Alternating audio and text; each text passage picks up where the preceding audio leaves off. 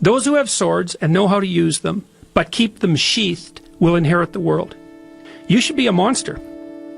You know, because everyone says, well, you should be harmless, virtuous. You shouldn't do anyone any harm. You should sheath your competitive instinct. You shouldn't try to win. You know, you don't want to be too aggressive. You don't want to be too assertive. You want to take a back seat and all of that. It's like, no.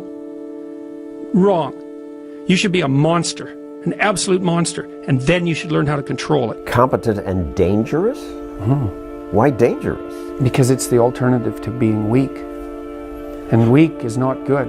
The people who shoot up the high schools, they're weak. They're weak. How is it good to be dangerous? Because it makes you formidable. And life is a very difficult process. And it's not you're not prepared for it unless you have the capacity to be dangerous. That doesn't mean that you should be cruel. It doesn't mean any of that. There's a statement in the New Testament, the meek shall inherit the earth. But the meek isn't well translated.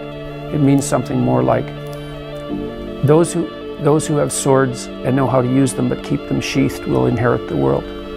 That's a way better way of thinking about it. You have to be powerful and formidable and then peaceful, in that order. Right? And that's not the same as being naive and weak and harmless, which is what young men are being encouraged to be. It's like, that's a very bad idea. It's a very bad idea. Because naive, weak, and harmless means that you can't withstand the tragedies of life. You can't bear any responsibility. You'll end up bitter. And when you get bitter, then you get dangerous. But one thing I'm not getting, there's a big difference between letting people do something for themselves and saying men should be dangerous. By dangerous, that implies I should be ready to threaten someone, to hurt somebody. No, you should be capable of it. But that doesn't mean you should use it. There's nothing to you otherwise. Like if you're not a formidable force, there's no morality in your self-control. If you're incapable of violence, not being violent isn't a virtue. People who teach martial arts know this full well, right? If you learn a martial art, you learn to be dangerous, but simultaneously you learn to control it. Both of those come together.